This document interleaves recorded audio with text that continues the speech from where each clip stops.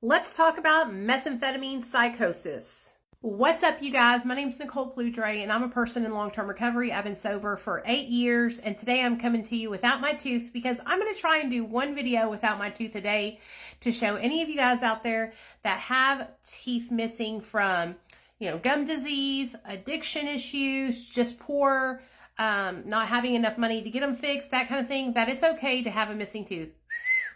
So let's get into this. So this is the article that I found from Kentucky. It says, Mom pleads to murder of infant who died from methamphetamine intoxication and was left swaddled in her attic.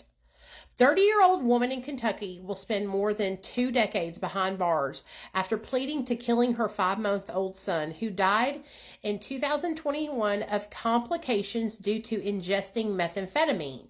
Then hiding his body in the attic for at least a day, Circuit Court Judge James Redd on Monday ordered Shaylin Curtis to serve a sentence of 23 years in a state correctional facility. That's a lot of time, man. So the reason why I wanted to talk about this is because I could have been that mother. I could have been that mother. There's plenty of times when I was in active addiction where I was losing my mind. The reason why I wasn't that mother, and let me really nail this home for you guys, it was because I had family support. It's because I had my mother and father-in-law. When I was in active addiction, I gave birth to my son high. I sobered up for 90 days, and then I relapsed back into my addiction. So my baby was 3 months old and I relapsed. If I hadn't had my mother and father-in-law to help me with my son, I very well could have been in a state of meth psychosis and left my son unattended, and he could have got a hold of something. Anything could have happened, right? But I had so much family support.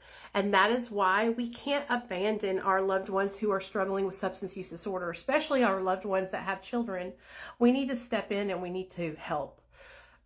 We need to offer to take the children. And that's what my mother and father-in-law did. My mother and father-in-law kept my son for me all the time. All the time. That's why when CPS took him, they stepped up and said, we'll take him. And CPS denied my mother and father-in-law. My mother and father-in-law with a perfect record, never been in trouble, never had CPS in their lives. That's how I know CPS doesn't give a fuck about the best interest of the child. Because if they did, they would have placed my baby, who wasn't even a year old, with his Gigi and Papa, who he knew. But instead, they removed my son and placed him in a stranger's home. Does that make sense? But I just want to share a compassionate side to this story. Like, this could be anyone that struggled with addiction during pregnancy and after.